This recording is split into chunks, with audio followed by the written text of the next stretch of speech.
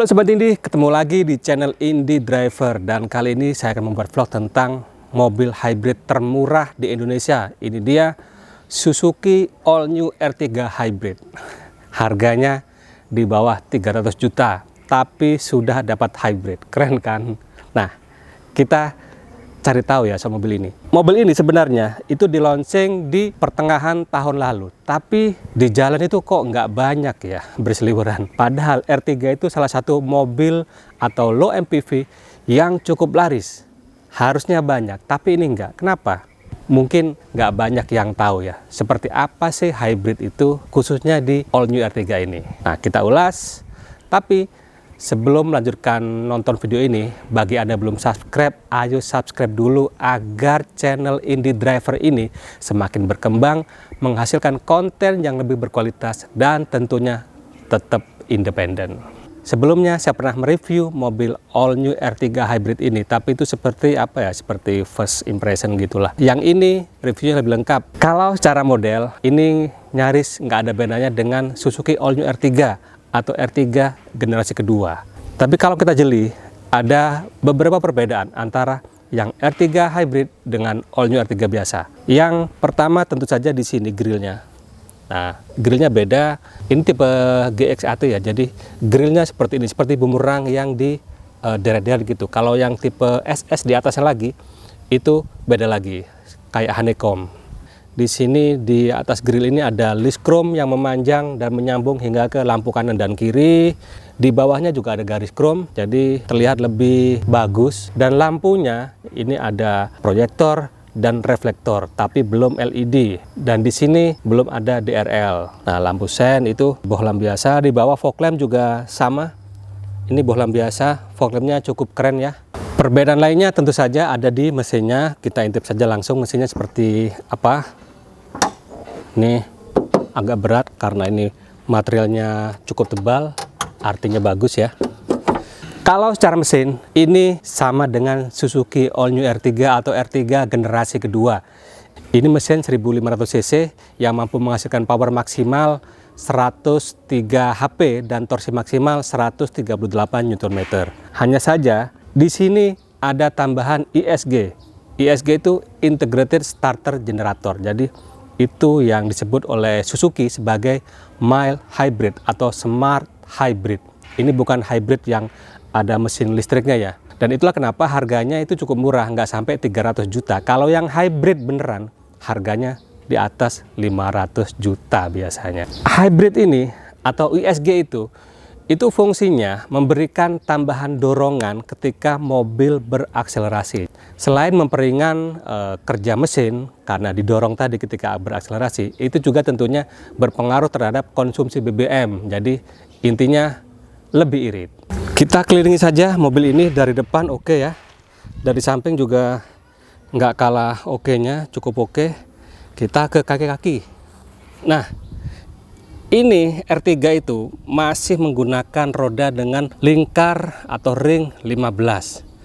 Padahal yang lain itu sudah menggunakan ring 16 bahkan 17. Tapi is oke lah. Velgnya ini dual tone palang 7 sama dengan All New R3 yang tipe SS. Nah, sekarang yang hybrid velgnya sama semua seperti ini. Pengereman ini tentu saja di depan cakram ada ABS, ada EBD, cukup lengkap. Spionnya seperti ini warna body. Ada lampu sennya di sini. Ini sudah keyless ya, udah smart entry. Dan di sini kacanya ini cukup besar. Di sini ada list warna hitam, ini karet. Jadi terlihat lebih apa ya? Lebih membumi, bukan warna chrome yang full chrome itu. Banyak yang nggak suka ternyata. Nah, ini ground clearance-nya ini 180 mm. Nggak terlalu tinggi, tapi saya rasa ini ground clearance yang ideal bagi sebuah low MPV. Kita ke kaca lagi, ini model floating roof ya. Seperti ini, jadi seperti mengambang.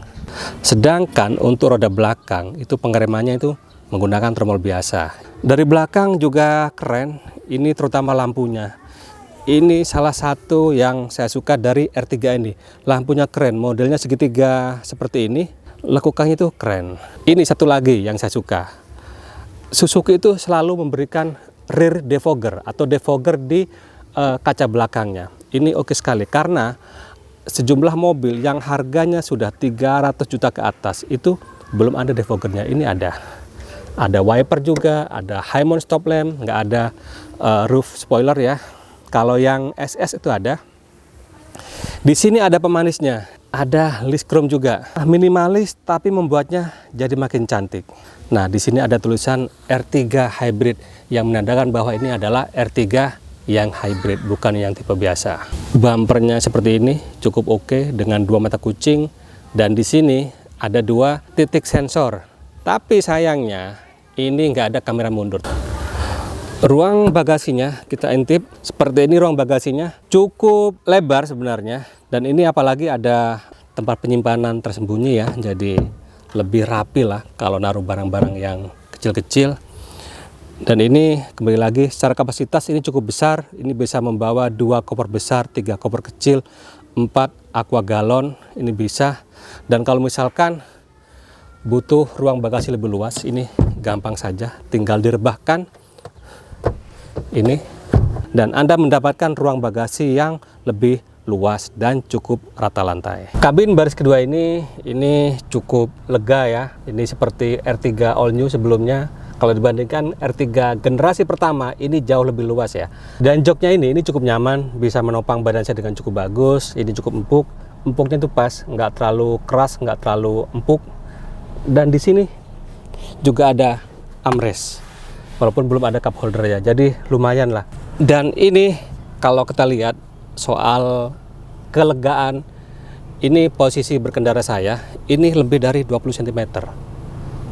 Dan ini juga bisa reclining. Nah, ini dia. Jadi kalau misalkan bepergian jarak jauh, nah bisa seperti ini tuh. Ada headrestnya, tinggal diatur.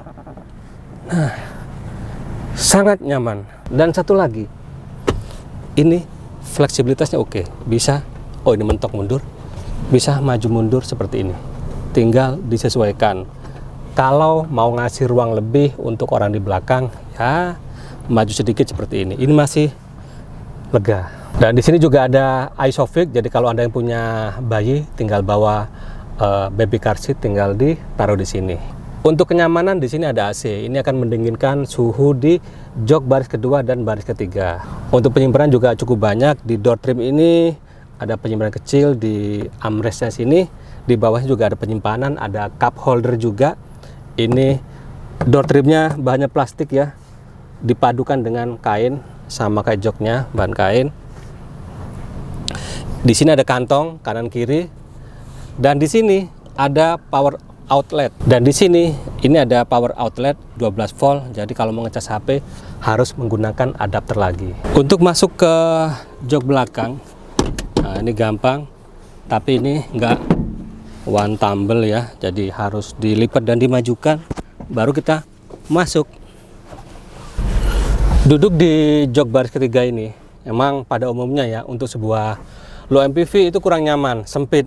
Tapi ini kalau misalkan ini kan posisi paling mentok ke belakang ya. Ini kalau dimajukan kita akan dapatkan ruang yang lebih nyaman.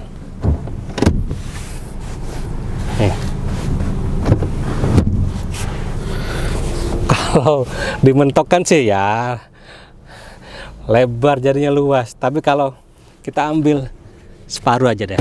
Nah ini dia, segini aja ini cukup lebar ya, bisa ngasih space sekitar 15 cm. Yang depan juga atau yang tengah ini juga dapat space yang cukup lebar, jadi cukup nyaman jadinya.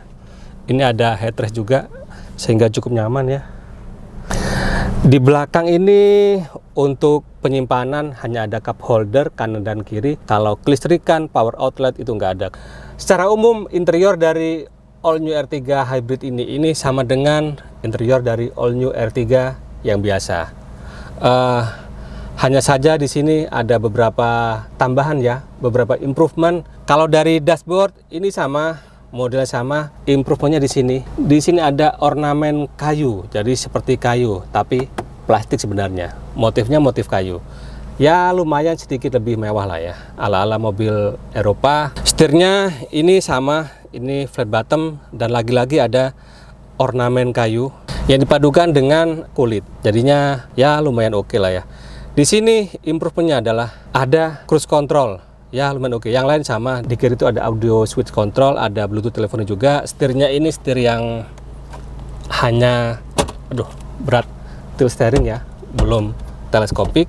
Dan tambahan lain atau improvement lainnya adalah di sini lampunya sudah auto. Head unitnya sama, model floating, sama dengan R3 sebelumnya. Menu-menunya cukup lengkap. Ada aux, Bluetooth musik, easy connection, ada equalizer, ada pengaturan radio, telepon, USB foto.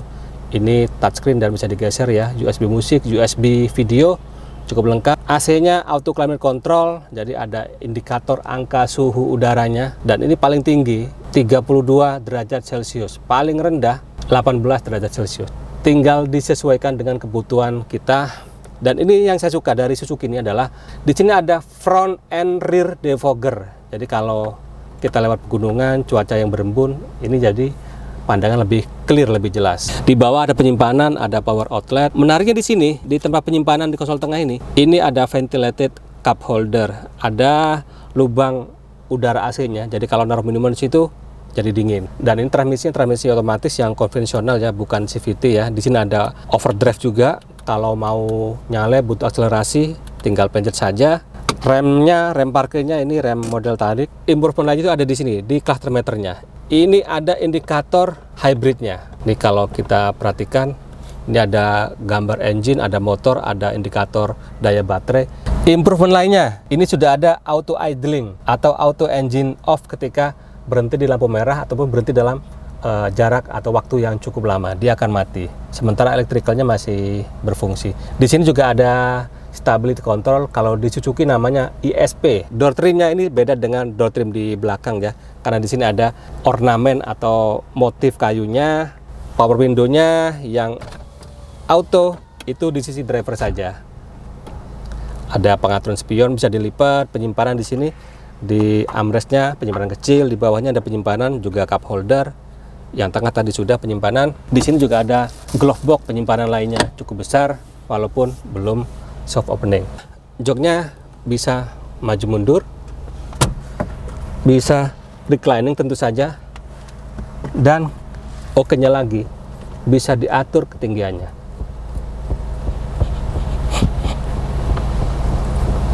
Tuh, oke kan?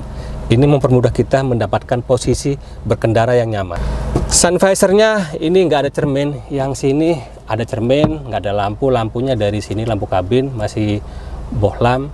Dan di sini sayangnya ini spion tengahnya ini nggak ada day and night view-nya. Ini masih biasa. Jadi kalau malam itu akan lebih silau ya. Padahal ya spion gitu berapa sih, nggak mahal-mahal amat. Harusnya bisa lah dikasih yang itu. Nanggung. Di depan belakang ada defogger, tapi ininya spion biasa. Kita jalan saja untuk merasakan seperti apa mobil ini, khususnya seperti apa ISG-nya atau smart hybrid-nya.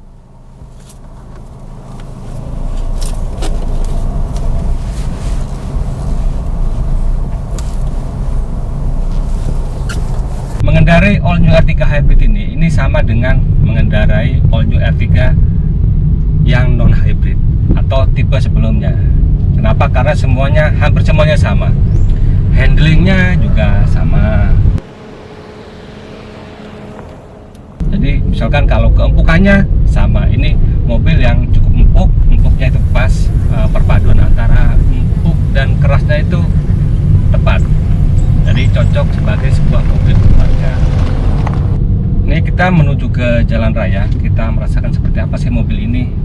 Jadi dalam review kali ini saya lebih fokus kepada penggunaan ISG atau gimana rasanya mobil ini ketika ada ISG-nya atau teknologi smart hybridnya Suzuki. Oh ya, saya sudah menguji mobil ini sekitar 5 hariannya. Jadi selama 5 hari itu saya mengumpulkan sejumlah data termasuk penggunaan BBM dan lain-lain. Kita bicara soal konsumsi dulu. Secara konsumsi, mobil ini memang sedikit lebih irit dibandingkan all new R3 yang non hybrid. Seberapa irit? Nah, perbandingannya ketika saya membuat review all new R3 yang SS ya, itu konsumsi BBM dalam kota itu sekitar 12-13 km per jam. Kalau di sini ini lebih irit. Dalam kota dengan kecepatan 40-60 km per jam, itu saya dapat sekitar 15 km per liternya, lebih bahkan, karena 15, sekian. Kalau di jalan lancar seperti jalan tol itu juga sama, hasilnya lebih irit. Kemarin itu sampai tembus di angka 20 km per liternya. Itu sebenarnya sebuah angka yang tidak istimewa, karena low PV line yang tidak ada ISG-nya itu bisa mendapatkan angka yang sama. Tapi bagi sebuah R3 ini sebuah improvement yang cukup bagus ya, karena sebelumnya saya menguji mobil sebelumnya itu dapat di kisaran 16-17 km per liternya. Hasil konsumsi BBM yang cukup bagus itu tentu saja berkat adanya ISG. Memang ini bukan hybrid yang ada mesin listriknya, ketika dalam kecepatan rendah yang bekerja dalam mesin listriknya sehingga lebih irit. Enggak seperti itu. Dia ISG-nya itu akan bekerja, akan memberikan dorongan, bantuan power ketika kita berakselerasi. Menariknya, ketika dalam kecepatan rendah seperti ini di tengah kemacetan, ini ISG-nya tidak bekerja. Kenapa? Karena dia fungsinya di setting itu hanya berfungsi kalau mobil berakselerasi. Jadi kalau nggak berakselerasi, dia tidak memberikan bantuan dorongan tenaga. Bahkan ketika kita berakselerasi tapi akselerasinya yang masih lembut, pelan gitu, dia juga nggak nyala. Nah, ketika kita menginjak gas agak dalam, agak agresif, dia baru berfungsi memberikan bantuan dorongan tenaga kepada penggeraknya. Dan itulah yang membuat mobil ini jadi lebih irit. Dan satu lagi, konsumsi BBM yang irit itu terbantu oleh adanya fitur auto idling stop. Jadi ketika dalam kecepatan rendah, dalam kemacetan, kita berhenti, dia langsung fungsi, langsung nyala. Jadi auto idling dengan ISG itu saling bekerjasama, melengkapi, membuat mobil ini jadi semakin irit. Ketika kita lagi stop and go, maka idling stopnya itu akan berfungsi membuat konsumsi BBM agak berkurang. Dan begitu pula ketika dalam kecepatan rendah, ketika kita berakselerasi, dia akan memberi bantuan dorongan sehingga konsumsi BBM-nya tentu saja lebih hemat, lebih sedikit dibandingkan tidak ada ISG ataupun tidak ada bantuan dorongan. Nah, dalam kecepatan tinggi pun sama, ketika kita berakselerasi itu ada bantuan dorongan. Dan saya sempat menguji di kecepatan agak tinggi ya, di kecepatan sampai 120 km per jamnya di jalan tol, dan ternyata masih aktif. Beda dengan mobil hybrid pada umumnya yang hanya berfungsi di kecepatan rendah. Oh ya, satu lagi, ini ISG itu yang saya perhatikan ya, tidak akan berfungsi kalau indikator baterainya tinggal 2 bar. Ya, setidaknya butuh 2 bar yang agak penuh atau 3 ke atas lah, baru dia fungsi. Tapi sebenarnya ini pengisiannya itu cukup cepat. Hal yang sama juga ketika kita sering berakselerasi pun itu berkurangnya cukup cepat, tapi ngisinya juga cepat, jadi seimbang lah. Nah, kalau kita tidak berakselerasi seperti ini, nah ini dia ada indikator, dia ngecas, ada tanda panahnya ke bawah, artinya dia ngecas. Dan di tachyometer itu ada indikator baterai yang lagi ngecas.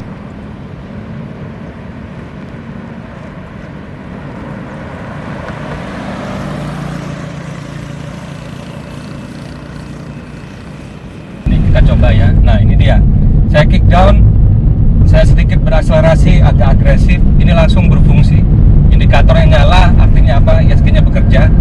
Dan ini ketika ISG nya bekerja itu emang ada apa ya, terasa ada tambahan dorongan, jadinya lebih enteng dibandingkan dengan R3 yang non hybrid. Ini ketika berakselerasi itu lebih bertenaga, lebih menyenangkan. Ini satu hal yang oke ya. Apalagi seperti yang saya bilang tadi, ISG-nya itu bahkan berfungsi dalam kecepatan tinggi. Ini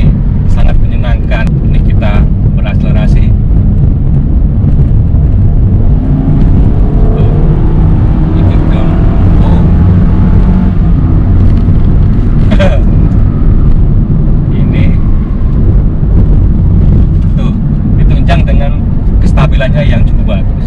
Jadi menyenangkan diajak bersenang-senang. Dengan adanya fitur Smart Hybrid atau ISG tadi, saya rasa ini sebuah improvement yang cukup oke ya. Karena secara harga kenaikannya itu tidak signifikan. Ini yang tipe GX harganya itu 280 jutaan. Sedangkan yang SS itu 294 jutaan kalau nggak salah segitu. Itu belum diskon ya. Diskonnya itu bisa 25 sampai 30 juta rupiah. Menurut saya itu sebuah harga yang sangat worth it ya. Value for money-nya bagus karena kita mendapatkan adanya teknologi Smart Hybrid, kita mendapatkan tingkat konsumsi BBM yang lebih bagus. Namun dibandingkan dengan kompetitornya, jadi sekarang itu mobil-mobil itu berlomba memperbanyak fiturnya. Kalau dibandingkan dengan misalkan dengan Avanza, dengan Stargazer pendatang baru, fiturnya kalah. Kenapa? Karena mobil-mobil itu fiturnya semakin banyak. Toyota punya Toyota Safety Sense, Hyundai punya Hyundai Smart Sense, Honda punya Honda Sensing.